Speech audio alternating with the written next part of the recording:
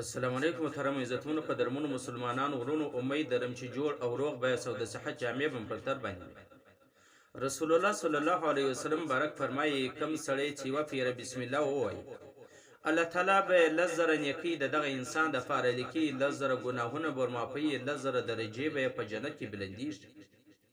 یو ځل نبی کریم صلی الله علیه وسلم حضرت ابو هريره رضی الله تعالی عنہ بارک ته فرمایي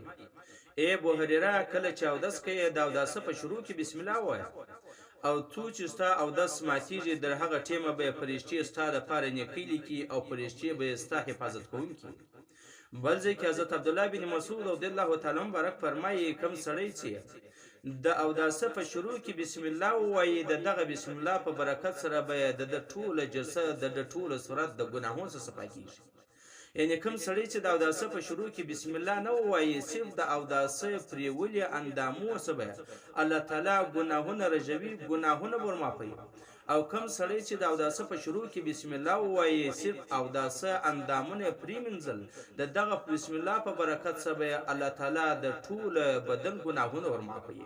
یعنی په سترګو باندې لیدل کړي دي په خوله ویل کړي دي په سترګو لیدل کړي دي په غوږو اوریدل کړي دي او لاسو نیول کړي دي په پښو باندې تک کړي دي دا ټول ګناهونه به الله تعالی دغه بسم الله په برکت سره مخوي بل ځای نبی کریم صلی الله علیه وسلم بارک فرمایي اے ابو هريره ته چې د خپل بیبي سره هم بستری کوي نو د اغاز نه مخکې بسم الله سره شروع کوه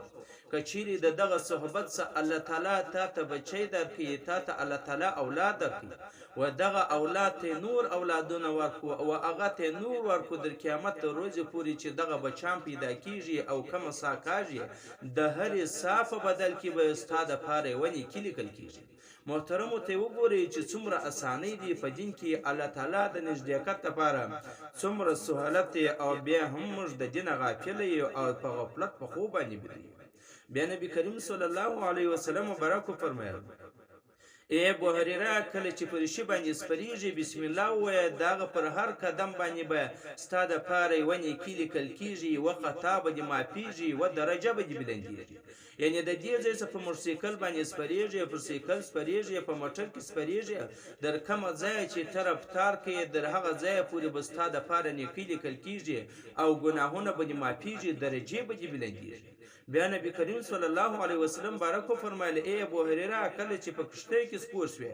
یعنی سمندري جهاز په دې کې سپور ولې بسم الله باندې ورخیږي بسم الله وایه در څو چې دغه سفر کې تر کشته کېږي در هغه وخت پورې به ستاده پاره نیکی لیکل کېږي ګناهونه بل مافیږي او درجه به الله تعالی بلندي یعنی باید هر مؤمن مسلمان د هر نیک کار د شروع کولو سمخ کې بسم الله وایه الله تعالی په دې باندې اجرونه او ثوابونه ورکړي د الله تعالی نزدېکت په دغه انسان ته نصیب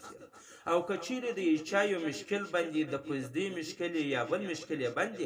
هغه دی اوس واره د ورځې یو څلوي شپو پورې بسم الله وایي الله تعالی به هغه شرعي حاجت ورکړي الله تعالی به هغه مشکل ورته اسانه کړي نو باید موږ همیشه په بسم الله ویلو سره شروع کو د الله تعالی په نامه سره شروع کو په هر کار کې به می خیر او برکت الله تعالی